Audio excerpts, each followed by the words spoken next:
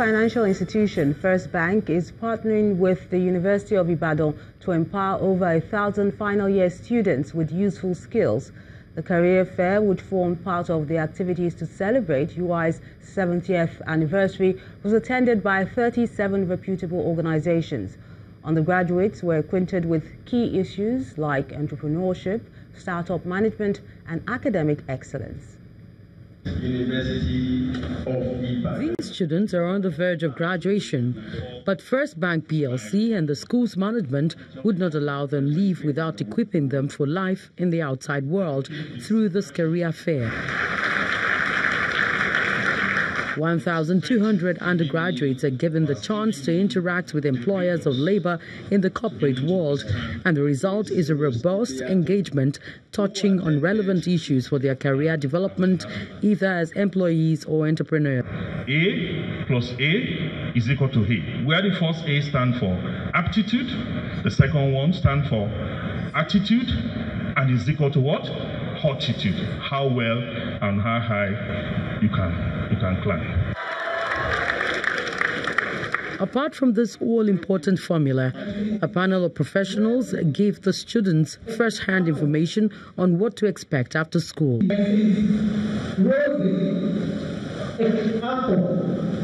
For the organizers, it's a successful event. We want our graduates to stand out, because the more of our graduates that can find meaningful employment, then the better for our institution. So that is the driving force, the motivation for us to organize this. And we are really very grateful to First Bank Nigeria Limited in collaborating with the University of Ibadan. And our idea is that this will be an annual event. We have several partnerships by which we assist the universities to see to the welfare of the student. This career fair that we've organized in conjunction with the leadership of the University of Ibadan is the first in the series of several that we have lined up. For us, it's not just about profitability, it's also about touching the lives, making impact in the community where we operate. This job fair is expected to go a long way towards preparing these students for the days ahead, especially with the emergence of a new world of work driven by automation and artificial intelligence. And outside Nigeria, a 3-day Africa Investment Forum has begun in Johannesburg, South Africa. A total of 61 deals with an estimated value of more than $40 billion are being featured in boardroom sessions, while another $28 billion will be showcased to investors at a gallery walk marketplace. Nigeria's Minister for Power, Mr. Babatunde Fashola, was among the panelists today discussing powering Africa's transformation. Our Johannesburg Bureau Chief, Pt.3, has this report. Official opening plenary is yet to take place, but as promised, a number of transactions and signings have. I'd like to thank all of you for being here and to witness this exciting MOU signing. We appreciate the Eastern and Southern Africa Trade and Investment and Development Bank's commitment to working with Power Africa to advance solutions to end energy poverty in sub-Saharan Africa. Among already concluded sessions are Delivering as One for Africa, Executive Investment Conversations, Investing in Women for Accelerated Growth, as well as Powering Africa's Transformation. Nigeria's Minister for Power, Babatunde Fashola, fielded the numerous questions on investing in the country's power sector. What the private sector expects from the government? First of all, we expect stability. We don't want to have surprises. I mean, even during the environment, in the absence of the reforms, we are ready to work, but we do not want to meet with the surprises. I think investors and businessmen must recognize that the diversity of the continent, the diversity of the nature of government, require them also to have an understanding of the local legislation, the mechanics of decision-making from country to country. It won't be a one-size-fits-all. At the opening press conference, the president of the African Development Bank, Dr. Akinwumi Adesina, summarized what's been achieved so far and what's to come. So what you will be seeing throughout on this platform is right now we have about 303 deals and transactions on the Africa Investment Forum platform. That is worth $208.8 billion. In these particular conversations you will have in the next 3 days, we've curated that into 61. Those that are already for the boardroom conversations, and that is $40.4 billion. That's what we're going to be working very actively on over the next 3 days. We're here because we have our own business plans. We have our own performance contracts with our own boards. We need to scale up because that is the agenda of most of these banks here. Now, what we're doing is we're saying it's not enough to scale up alone.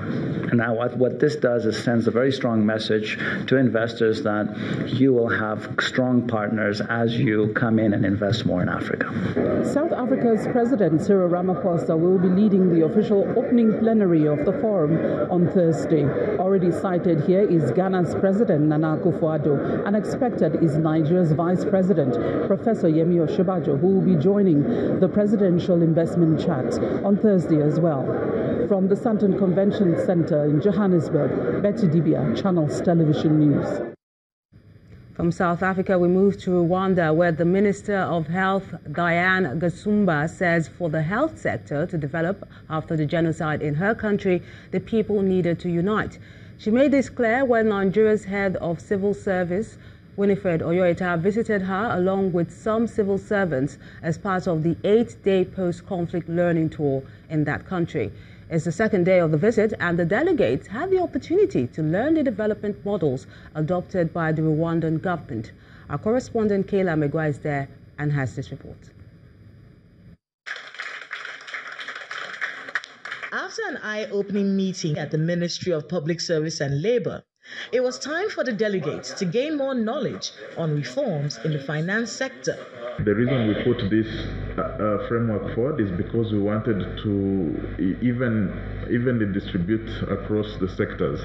There are some sectors that we are darling of particular donor. Every donor wants to go into some particular sectors, like maybe health. Everybody wants to go to health. Everybody wants to go to things like exactly. So there are some favorites, and we ended up with imbalances in the resources mobilization for development in particular sectors. Then the delegates converged on the Rwandan Ministry of Health, where the staff made a presentation to the delegates, itemizing key principles for the success of the ministry post-conflict. The people themselves elect the people who are going to be their people in charge of their health. And so when they do that, they trust them and they go to seek care, they bring their children there. Otherwise, if you impose them, some will be afraid to bring their children. I think we know our communities, but they are the ones who have elected this person to be confident to bring their children there. After a courtesy call to the Minister of Health, the Rwandan minister says the first step to rebuild post-conflict is that the people must unite. I think that was a priority was to the unity of Rwandans, from the health sector, agriculture, wherever, to rebuild the family, to rebuild the unity of Rwandans. That was the first priority. And then the rest has followed.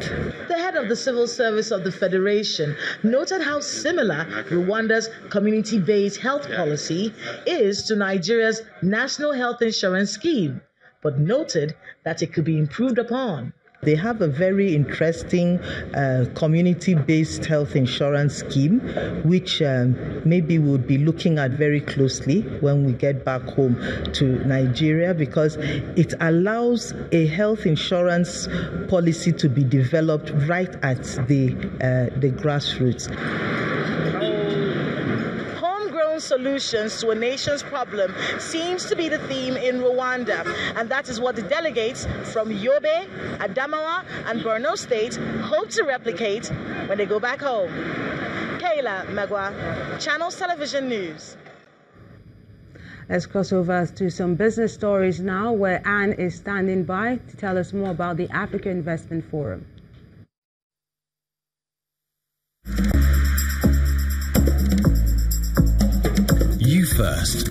First Bank.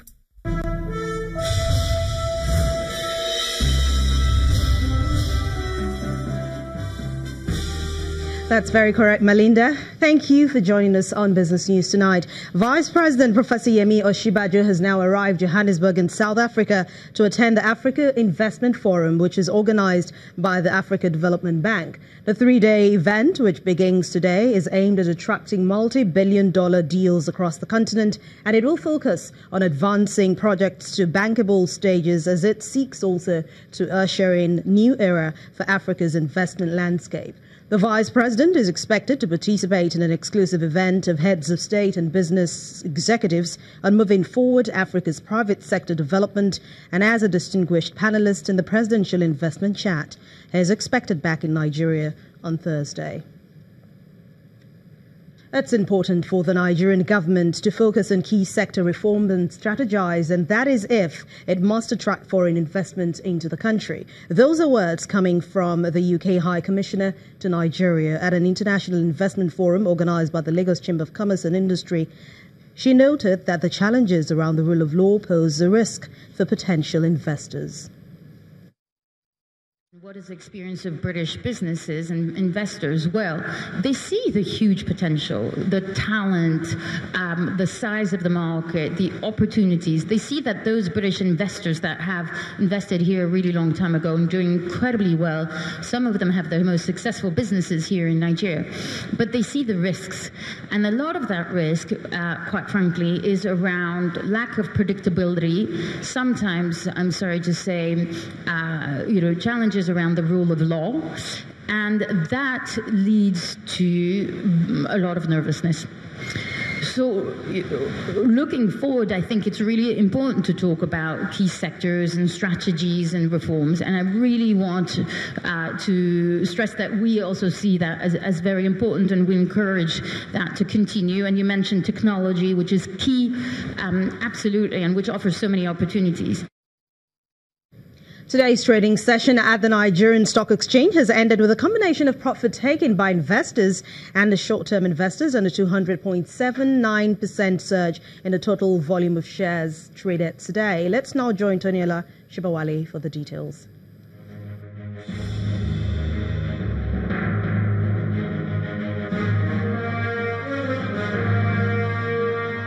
Hello and welcome to the Stock Market Report. Midweek trading at the Nigerian Stock Exchange ended with a 16 billion naira drop in the equities capitalization as profit-taking ensued across four key sectors of the market. The renewed sell pressure, which comes after Tuesday's moderate recovery, pulled back the all-share index down by 0.14% and oscillating within the 32,000 level. On the other hand, performance on the activity chart was impressive as unusual trading in the shares of Zenith Bank boosted the total turnover of shares to 450.13 million units in over 2,800 transactions.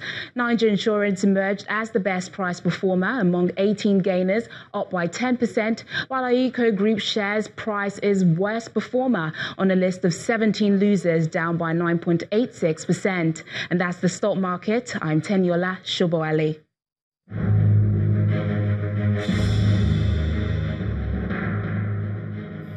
Thank you, Teniola. U.S. and European equities have ended the trading week today mostly higher, following reports that President Donald Trump says that he is willing to work with Democrats and policy initiatives to just help stimulate America's economy. But let's find out how others ended today.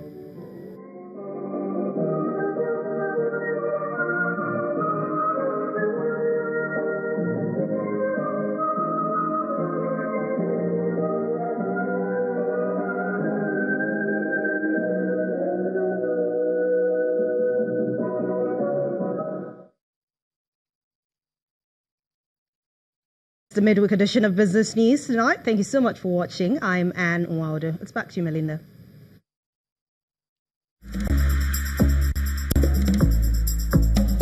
You first. First Bank. Many thanks, Anne. The Nigerian police have continued to insist that there is no planned cover-up in the alleged invasion of the House of the Deputy Senate President, Senator Ike Ekweremadu. Parading the suspect at the force headquarters in the nation's capital, Abuja, the force spokesperson, Mr. Juma Moshood, explains that investigation is still ongoing and that security operatives deployed to the house are still in detention. Mr. Moshood explained that one person has been picked up and the others have been declared wanted. There was no any cover-up by the police in the investigation of the crime that occurred in the residence of the Deputy Senate President. And that is why the 4 police personnel and 1 personnel of the Nigerian Security and Civil Defense Corps on duty at the residence of the Deputy Senate President at the time of the incident have been arrested, and they are still in detention and are being investigated for negligent act and dereliction of duty. It is also not correct that police responded after 7 hours because the resident of the Deputy Senate President share fence with the Abo Legislative Quarters police post. Suspect in this matter, 1, Mohammed Yusuf. Mohammed Yusuf is here with us. Yesterday I made mention of this case, and I did promise that the force is going to parade the suspect, and I'm parading the suspect before you today for members of the public to see the suspect that was involved. Mohammed Yusuf, of no fixed address, but a native of Kara Namuda in Zamfara State. He has been arrested and he has been in police custody since the incident occurred yesterday.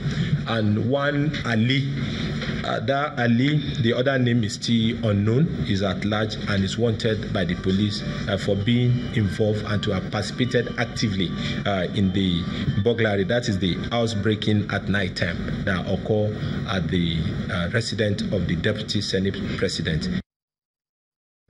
In the meantime, the Senate is asking the police to thoroughly investigate the alleged assassination attempt on the Deputy Senate President. Members of the upper chamber are asking and making this request after Senator Ike Ekweremadu at today's plenary faulted the statement by the police public relations officer, Mr. Juma Moshood, that the attack was a robbery and not an assassination attempt. The Deputy Senate President is criticizing the police for that statement, saying he expected the police to carry out a thorough investigation rather than conclude that it was a robbery in a matter of hours. Senator Ekweremadu had informed the upper chamber on Tuesday, that's November the 4th, of an assassination attempt on his life. I was shocked when I woke up this morning to read that police said that what happened in my house was a mere case of burglary. I'm at a loss because as we speak, they have not taken statement from my son who was hospitalized. They have not gone to the hospital to find out exactly what happened to my son. Now that the police appears to have concluded the case, unless they withdraw the statement that it's a mere case of burglary, I may now be forced to release those footage to the media, to the international community, and to my colleagues. Let Nigerians and ordinary people judge whether it was a case of burglary or an attempt to kill me, kill my son, and kill my wife, or probably they had just come by 4 a.m. in my house to have a handshake with me or probably have a breakfast. Still ahead on the news at 10, Super Falcons head coach Thomas Dernaby unveils his final squad as reigning African champions chase a record 9th African Women's Cup of Nations title. And that's on Sports News. Stay with us.